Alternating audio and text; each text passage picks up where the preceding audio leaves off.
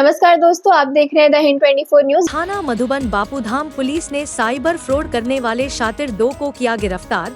दोनों के कब्जे से 24,35,000 रुपए व एक अवैध पिस्टल ब्रेटा, एक जिंदा कारतूस, एक चाकू, एक लैपटॉप, मैकबुक एयर, एक मोबाइल टैब रेडमी व 4 मोबाइल फोन किए बरामद। देखिए गाजियाबाद से सुनील शर्मा की रिपोर्ट। थाना क्षेत्र मधुबन बापूधाम में दिनांक 8 जनवरी को एक व्यक्ति लक्ष्य शर्मा के द्वारा ये सूचना दी गई कि उनके परिचित मित्र अक्षित के द्वारा विगत वर्ष अक्टूबर-नवंबर के दौरान उनसे ये कहा गया कि वो सोने के संबंधित एक नया व्यापार शुरू कर रहे हैं और उस हेतु उनको कुछ खातों की आवश्यकता है, जिसके क्रम में लक्ष्य के द्वारा अपने तथा अपनी मां के खाते का संचालन अक्षित को दे दिया गया। इसमें पिछले अक्टूबर-नवंबर के दौरान लगभग 15 लाख रुपए बाहर से आए, जिसको अक्षित के कहने पे लक्ष्य के द्वारा विभिन्न माध्यमों से निकाल करके उनको वापस कर दिया गया।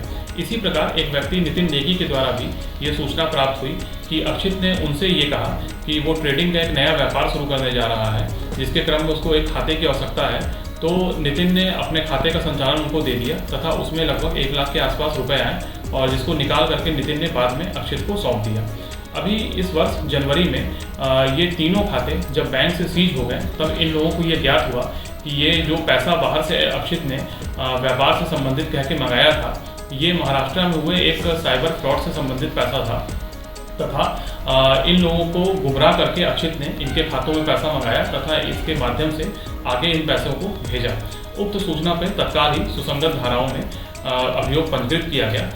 घटना की विवेचना के दौरान ये ज्ञात हुआ कि अक्षित के साथ इसमें 2 अन्य लड़के निशांत त्यागी तथा साई वैभव भी सम्मिलित हैं, जो कि इस पैसे को बाहर से मंगाने फिर अन्य लोगों को डिस्ट्रीब्यूट करने का काम करते हैं।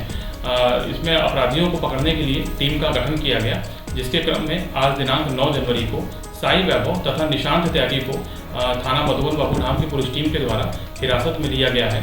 इनके कब्जे से फ्रॉड के लगभग 24,35,000 रुपये तथा एक अवैध पिस्टल, एक लैपटॉप तथा एक मैकबुक भी बरामद किया गया है।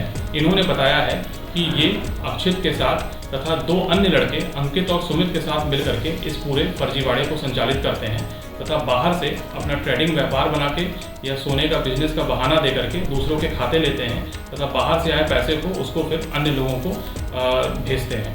इस पूरी घटना में अभी 2 अभियुक्त निशांत तथा साई वैभव हिरासत में हैं और पूछताछ तथा साक्ष्यों के आधार पर पूरे प्रकरण में अग्रिम वैधानिक कार्रवाई सुनिश्चित की जा रही है। ऐसे ही तमाम खबरों के लिए जुड़े रहिए द हिंद 24 न्यूज के साथ।